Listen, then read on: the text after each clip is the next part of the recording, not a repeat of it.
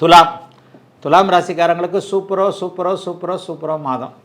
ஐயா இவ்வளோ தூரம் சொல்கிறீங்க, ஆனால் ஒன்றும் நடக்கலைங்க, நான் தான் கஷ்டப்பட்டுக்கிட்டு தாங்க இருக்கிறேன், இப்படியும் ஒரு 10% பேர் சொல்கிறீங்க. நல்லா பார்த்தீங்கன்னா பெரும்பாலான துலா ராசிக்காரர்கள் நல்லா தான் இருக்கிறீங்க. பரவாயில்லைங்க, போருங்க, போன வருஷத்தை விட கொஞ்சம் முன்னாடி இருந்ததை விட இப்போ நான் நல்லா இருக்கிறேன்னு சொல்கிறீங்க. ஆனால் ஒரு 10% பேர் உண்மையிலே கஷ்டப்படுறீங்க. அதுதான் உண்மை. அதாவது தசாபுக்தி அமைப்புகளின் அடிப்படையில் கடுமையான பலன்கள் நடக்கக்கூடியவர்களுக்கு இப்போ கொஞ்சம் சாதகமற்ற பலன்கள் நடந்துக்கிட்டு இருக்கு. ஆனால் உண்மையிலேயே 12 ராசிகளில் துலாம் ராசிக்காரர்களுக்கு மட்டுமே 6 கிரகத்திற்கு மேல் சாதகமான அமைப்பில் இருக்கிறாங்க. எப்படிங்க ஐயா? நல்லா பாருங்கள். 6ல் சனி, 9ல் சுக்கிரன் குரு, இந்த 2 கிரகமும், 11ல் கேது, 11லேயே லாபாதிபதியான சூரியன் இப்போது வருகிறார். இப்போ 10ல் இருக்கிறார். ஆகஸ்ட் மாதம் முதல்ல 10ல் இருப்பார், அப்புறம் 11ல் இருப்பார். ஆக 5 கிரகம் ஆச்சுங்களா.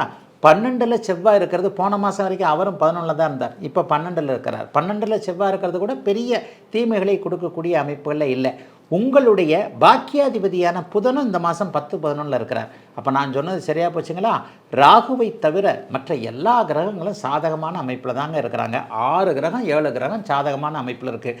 ஆனாலும் கஷ்டப்பட்டு கொண்டு இருக்கக்கூடியவர்களுக்கு கூட இந்த மாதம் பெரிய கஷ்டங்கள் சோதனைகள் கண்டிப்பாக இருக்காதுங்க.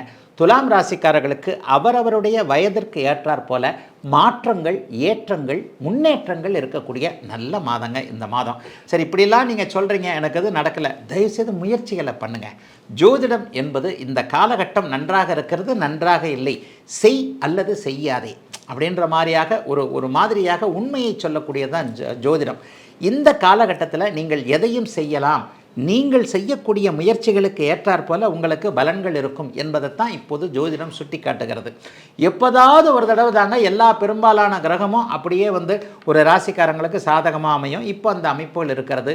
கடன் தொல்லைகள், எதிரி தொல்லைகள், நோய் தொல்லைகள், வருமான இழப்பு, பெயர் ஒரு மாதிரி கெட்டுப்போகின்ற ஒரு சூழல், அல்லது ஏதேனும் ஒரு சூழ்நிலையில் மனக்கலக்கம், இது எல்லாமே துலா ராசிக்காரர்களுக்கு முடிஞ்சு போச்சுங்க.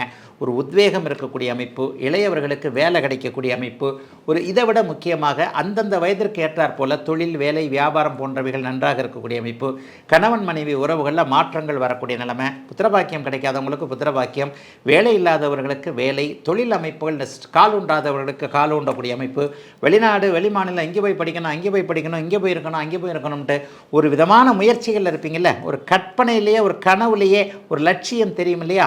அட ஐயா விடுங்க ஐயா, ஒரு இளைய பருவத்தினருக்கு இந்த பெண்ணைத்தான் கல்யாணம் பண்ணிக்கணும், இந்த பையனைத்தான் கல்யாணம் பண்ணிக்கணும், ஒரு காதல் உணர்வுகளாவது இருக்கும் இல்லையா? அவைகள் எல்லாமே அப்படியே வயதிற்கு ஏற்றாற் போல நிறைவேற்றப்படக்கூடிய இந்த மாதமே நடந்துரும்னு நான் சொல்ல மாட்டேன்.